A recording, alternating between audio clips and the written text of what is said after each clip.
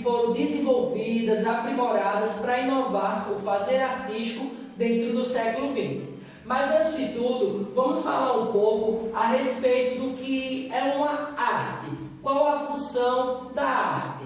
Bem, nós sabemos que a arte é o reflexo, da sociedade, da cultura a qual o artista vive. Ou seja, por meio de uma obra de arte, o artista ele vai exprimir a cultura que ele está inserido, que ele aprendeu, falar das pessoas, dos objetos, do acontecimento, dos eventos, da cidade, do país, do estado, enfim, ele vai falar de tudo aquilo que está ao seu redor, tá? Então ele vai levar toda essa carga emocional, expressiva para dentro da sua produção artística.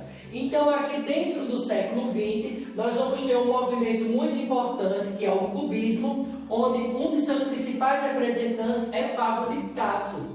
Bem, Picasso, ele foi responsável por produzir uma obra tão importante no século XX que foi conhecida como Guernica. E que obra foi essa? Foi a obra onde ele representou um acontecimento dentro do país, dentro da Espanha, onde estava acontecendo uma guerra civil. Isso lá em 1936 a 1939. Então ele começa a retratar por meio da sua obra o sofrimento, o conflito que estava acontecendo com a população do seu território. Então aquela obra de arte nos faz entender um acontecimento histórico. Pode também representar um acontecimento político, social, certo?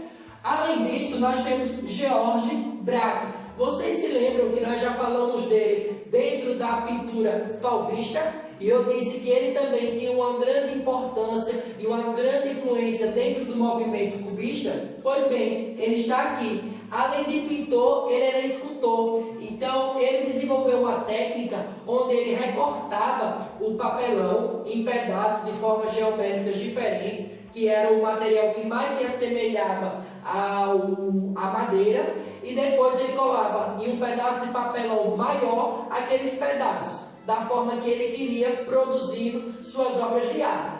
Além disso, ele começou a misturar areia com tinta para dar novas texturas únicas que ele pudesse utilizar nas suas composições artísticas.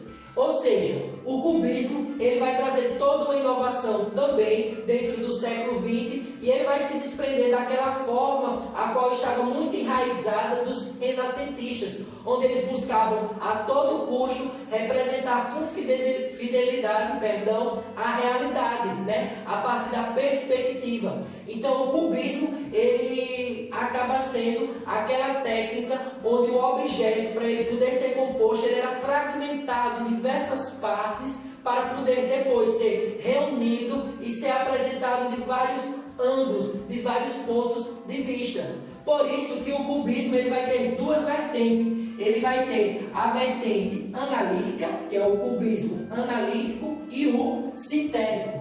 No analítico, o objeto ele era tão decomposto, ele era tão dividido em tantas partes, que muitas das vezes o objeto final acabava se tornando irreconhecível. Isso mesmo. Além disso, as cores que eram muito utilizadas nessa composição do cubismo eram cores muito densas, como o preto, marrom, o cinza. Em contrapartida, o cubismo sintético ele já vai ser mais alegre, ele já vai utilizar as cores de forma intensa e a decomposição da figura, da imagem em outras partes menores já acabava identificando, deixando que a imagem pudesse ser identificada, a imagem do objeto, a imagem daquilo que estava sendo representado, beleza? Só que além disso, vai ter a possibilidade de fazer colagem, isso com papéis, letras, jornais, para dar uma nova roupagem ao fazer artístico, dar vida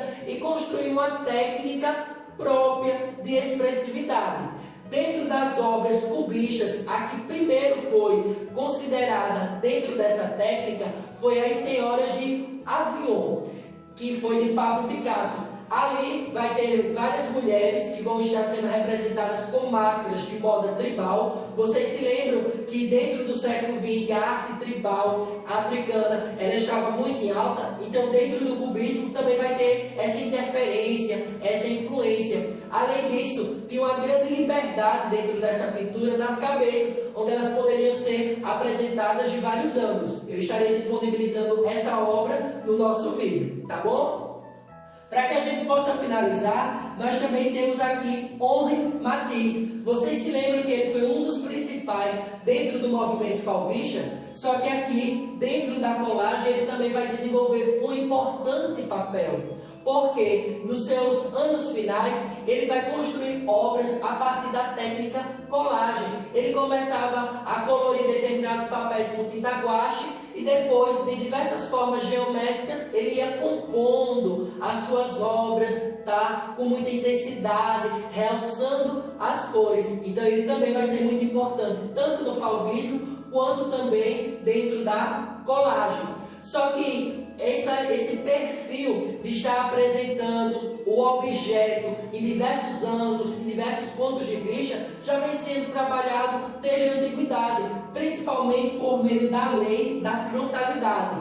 Dentro da história, você já deve ter visto e analisado algumas obras, algumas pinturas e desenhos egípcios, não foi? Pronto, então lá já estava contido dentro dessa composição artística essa lei, que ela deveria ser seguida à risca, onde o rosto ele era representado de perfil, o olho e o tronco era representado de frente, os braços, as pernas e os pés eram colocados de lado. E isso também, dentro da produção, da constituição das imagens, devia seguir um padrão de altura, de proporção, porque quanto maior poder tivesse o determinado representado na obra, maior deveria ser a sua pintura, a sua imagem. Em compensação, quem tivesse menos prestígio social deveria ser representado no plano de fundo, só que em uma proporção menor. Ou seja, quando nós falamos dos faraós,